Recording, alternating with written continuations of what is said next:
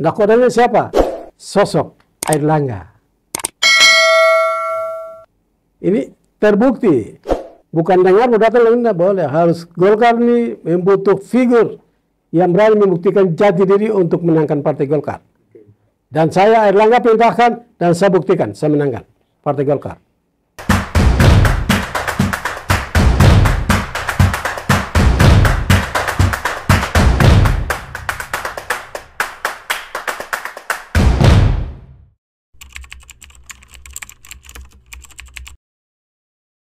Ya, selamat siang dan selamat bertemu. Wassalamualaikum warahmatullahi wabarakatuh.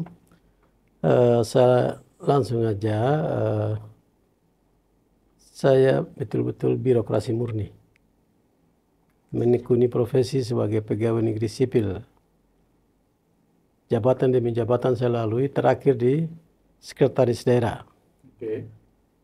Kemudian tahun 2012, saya menjabat sekda hanya 11 bulan, tapi saya melihat posisi saya sebagai sekda dan kondisi politik menguntungkan, saya mengambil keputusan keluar dari pegawai negeri sipil dan maju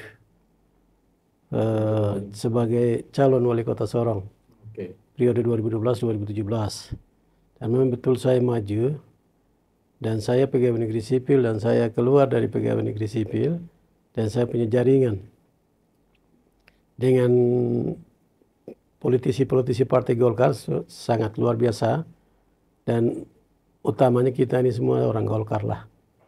Waktu itu masih di SMA sampai ke perguruan tinggi tetap Golkar. Tapi setelah masuk pegawai negeri sipil, karena ada undang-undang yang berlaku, pegawai negeri sipil tidak bisa ikut terlibat untuk berbicara atau pilkada atau politik praktis lah. Tapi karena saya sebagai ASN murni dan jabatan terakhir sebagai sekda, bisa melihat peluang-peluang politik pada waktu itu, saya mengambil keputusan saya harus maju. Saya harus maju merebut kursi wali kota di 2012 sampai 2017. Ya, alhamdulillah, puji Tuhan, saya didukung penuh oleh Partai Golkar. Saya didukung penuh oleh Partai Golkar untuk maju. Periode pertama. Di periode pertama itu kami ada 5 orang yang maju. Yang lain dapat partai ini, partai itu, tapi saya mendapat partai Golkar. Ada 2 yang lain lagi saya sudah lupa. Saya maju. Nah, dengan penuh keyakinan saya bahwa pasti saya meraih kemenangan. Sesungguhnya saya menang pada waktu itu. Suara sah 79.000. Kemudian saya mendapat kemenangan suara sah 49.000, sedangkan 30-nya itu dibagi habis sama 4 teman yang lain. Nah, perjalanan karir sebagai wali kota periode pertama jalan terus.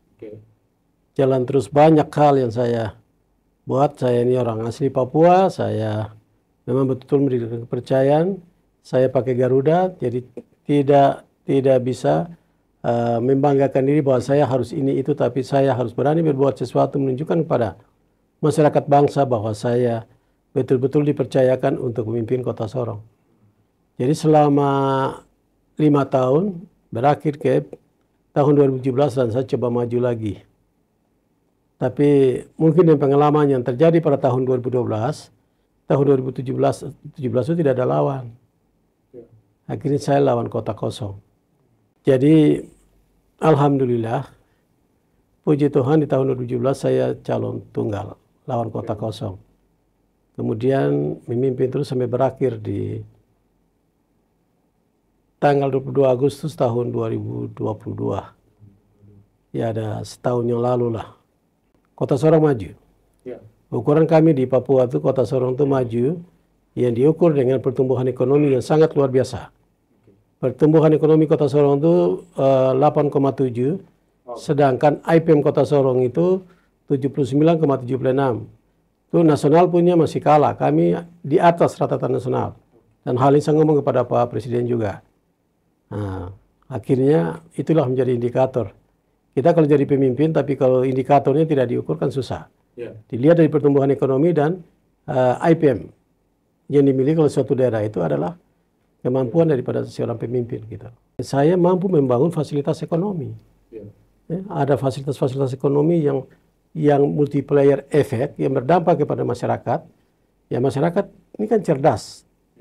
Dengan IPM 79,76 tadi itu masyarakat yang sangat cerdas sekali. Mereka memiliki berbagai macam pengalaman, disiplin ilmu dan keahlian yang mereka miliki. Akhirnya saya bangun Kota Sorong itu fasilitas-fasilitas jasa yang belum ada saya hadirkan. Sedangkan untuk mengolah itu rakyat saya yang sangat cerdas itu. Mereka mengolah dengan baik, akhirnya bisa menghasilkan pertumbuhan ekonomi 8,7 di atas rata-rata nasional. Nasional punya kan 5,7. Nah, sedangkan IPM-nya itu Kota Sorong 79,76, sedangkan nasional punya 69. Ini saya ngomong di depan Pak Presiden. Selama ini kota kecil, luas wilayahnya itu hanya 1.105 km persegi, tapi dihuni oleh penduduknya sampai hari ini 380.000. Ya, di Papua itu masyarakat heterogen. Ada perbedaan suku, perbedaan ras, perbedaan agama, perbedaan bahasa. Itu bukan suatu jurang pemisah. Tapi perbedaan itu saya meramu dengan baik dan mereka bersatu untuk bangun Kota Sorong seperti apa yang saya katakan tadi. Sungguh luar biasa. Infrastruktur itu kan peningkatan jalan, jaringan listrik, kemudian sarana penunjang pemerintahan, rumah sakit, ada fasilitas kantor pemerintahan lain-lainnya, saya harus bangun. Karena ini harus disiapkan. Ini harus disiapkan secara baik. Pejabat itu harus bekerja dengan baik, melayani masyarakat. Jadi masyarakat yang ada di Sorong itu adalah masyarakat heterogen yang rasa memiliki Kota Sorong. Jadi bangun Kota Sorong sebagai barometer. Di tanah Papua itu tidak mungkin ada yang lebih hebat dari Kota Sorong, nggak bisa. Ini saya tidak bisa cerita mimpi orang lain. Setiap bapak-bapak ini kan punya mimpi. Saya juga pasti punya mimpi. Dengan pengalaman yang saya lakukan di Kota Sorong, wali Kota Sorong 2 periode itu, ya Papua Barat Daya itu kan tidak terlalu luas juga, memiliki penduduk di Papua Barat Daya itu ada jumlah penduduk itu ada sekitar 600-an ribu, DPT-nya baru 440.000 itu. Di Jawa itu kan 2 RT saja itu. Ya, jadi dengan penduduk yang sedikit ini, daerah yang luas itu, ini harus dikemas secara baik, dilihat secara baik, kemudian ada infrastruktur yang kita harus bangun gitu. Papua ini kan daerah, masyarakatnya tinggal di daerah pegunungan, di lembah dan pesisir pantai sekalipun. Tapi infrastruktur jalan ini kan belum sampai. Di sana ada daerah penghasil, ada produsen di sana. Sedangkan konsumen ada di Kota Sorong. Akhirnya jalan-jalannya itu kan belum dibangun. Bagaimana mereka bisa membawa hasilnya itu datang melakukan jual di Sorong. Sorong itu kan daerah pemasaran. Kemudian kemampuan daya beli masyarakat kan di Sorong kan cukup kuat. Tapi kalau di daerah-daerah terpencil itu nggak bisa. Jadi mereka itu hanya mempunyai hasil apa adanya, mereka makan habis, tidak bisa pasarkan gitu. Jadi pemerintah hadir untuk mensejahterakan masyarakat bangsa yang ada di setiap tempat. Yang penting melihat kebutuhan-kebutuhan yang dihadapi oleh masyarakat itu, terlebih infrastruktur jalan. Infrastruktur jalan yang menghubungkan daerah pedalaman dengan kota, daerah produsen dengan daerah konsumen, pemasaran. Ini harus diatur secara baik supaya sayang masyarakat, supaya mereka punya hasil yang ada di daerah itu dibawa ke daerah pemasaran, dijual, akhirnya di situ akan terjadi perimbangan antara permintaan dan penawaran, istilah ekonomi, atau konsumen dengan produsen gitu. Situ kan terjadi akses ekonomi. Akhirnya mereka bisa hidup. Ya ini yang harus dimiliki oleh seorang pejabat, bukan asal pakai Garuda, bukan asal bicara, nggak boleh. Kalau begitu kita lihat rakyatnya, kita tidak pernah menghadirkan infrastruktur dasar yang mampu mendongkrak pertumbuhan ekonomi di daerah itu, nggak bisa. Harus kita mampu melihat, kita baca dan kita menghadirkan. kita bangun sesuai dengan kemampuan APBD yang dimiliki oleh kabupaten kota bahkan provinsi gitu.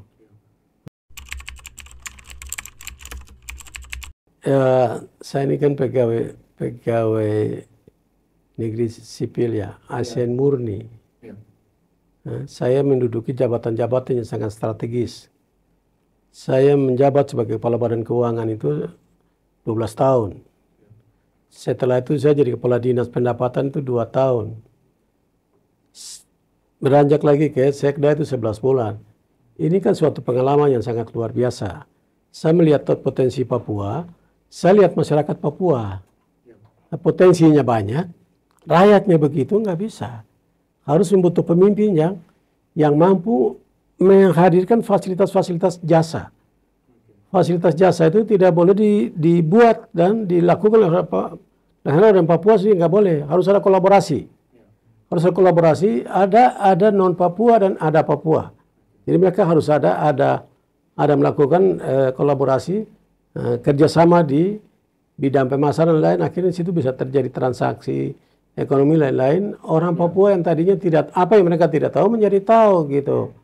Jadi non Papua yang ke sana itu bukan sekedar hanya datang, tapi mereka memiliki keahlian dan ilmu yang tidak dimiliki oleh orang-orang setempat. Jadi saya sampaikan bahwa datang ke sini, mari kita sepakat bergandengan tangan bangun Papua. Non Papua datang yang berbagai macam keahlian dan kemampuan. Yang ada itu jangan terpendam, tapi kalau bisa ditelurkan atau dihasilkan kepada masyarakat Papua supaya bisa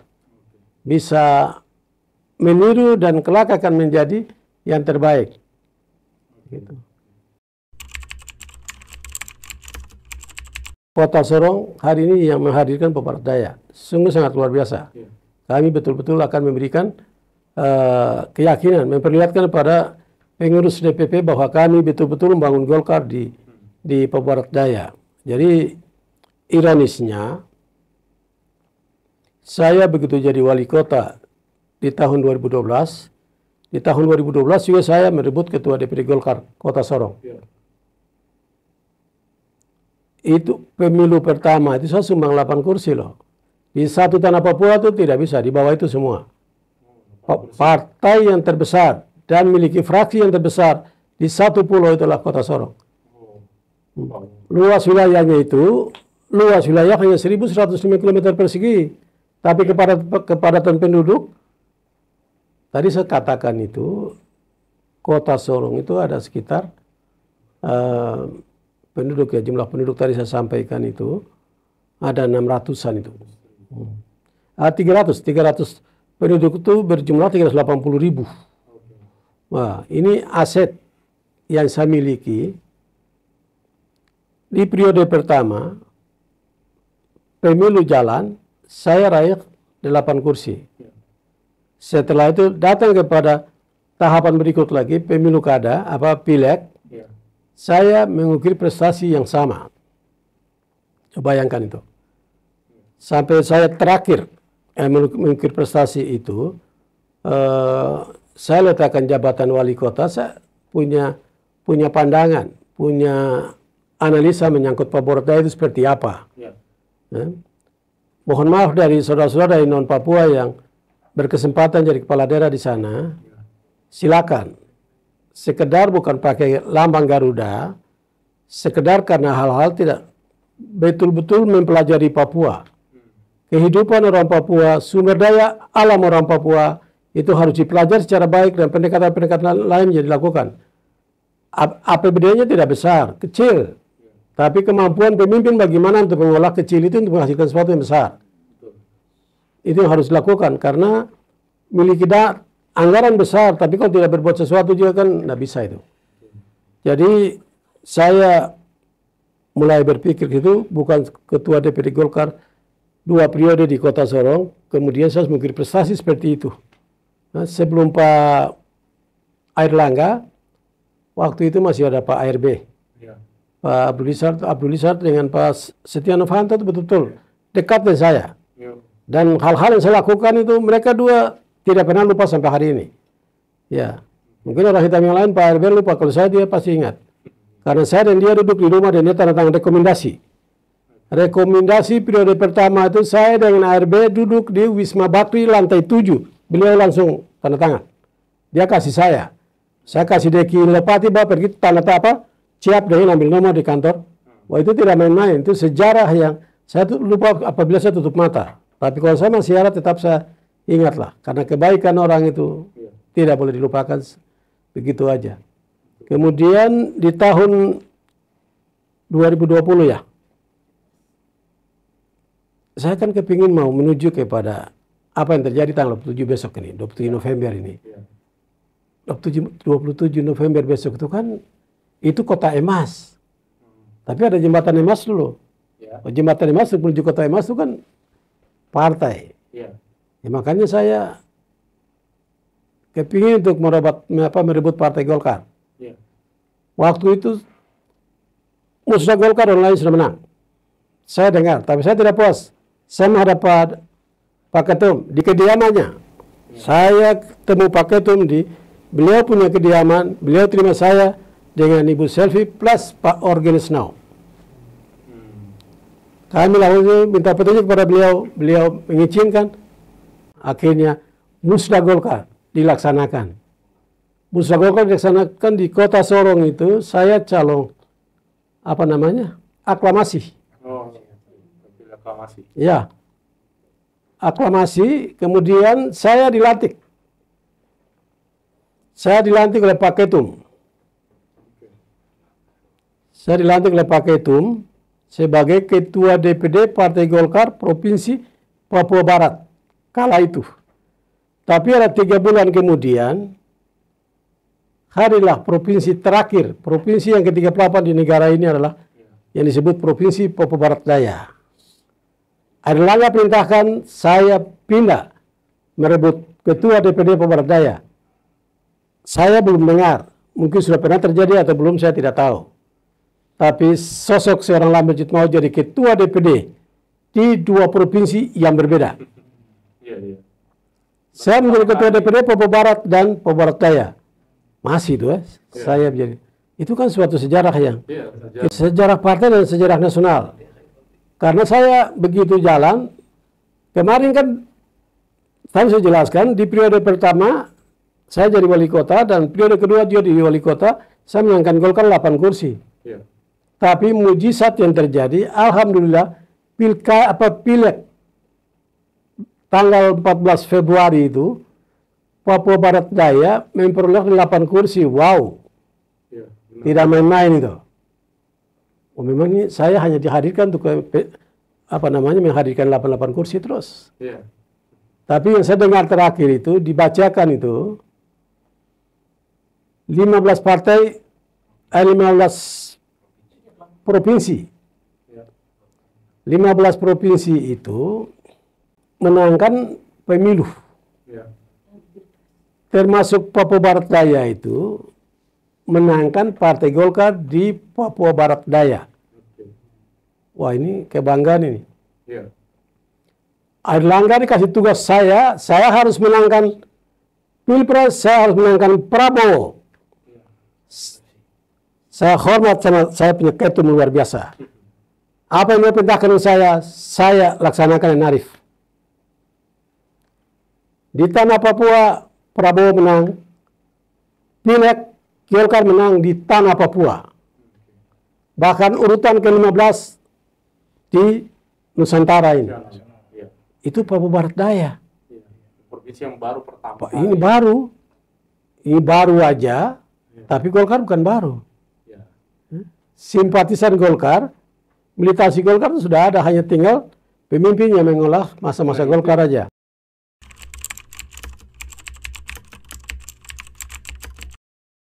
Para penonton pendengar kadang-kadang orang bilang, wah pemimpin partai ada koalisi untuk menghancurkan Golkar. Tapi Lambert Jitmol sebagai Ketua DPD Golkar Papua Barat Daya, saya koalisi dengan rakyat. Rahasianya adalah saya koalisi dengan rakyat. Bukan partai yang pilih partai, tapi rakyat yang pilih partai. Akhirnya apa yang terjadi? Golkar sebagai partai pemenang. Iya kan? Sosok Lambert itu saya kampanye.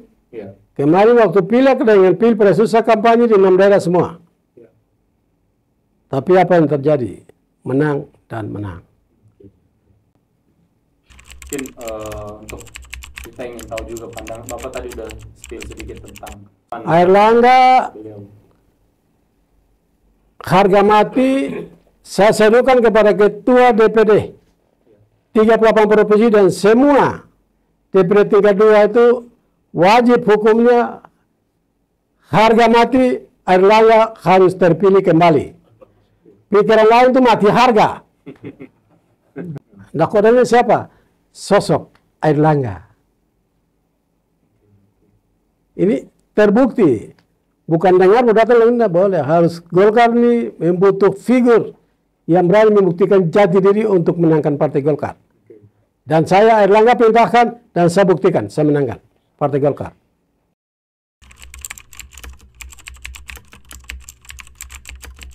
Pesan saya, Partai Golkar bukan pendatang baru.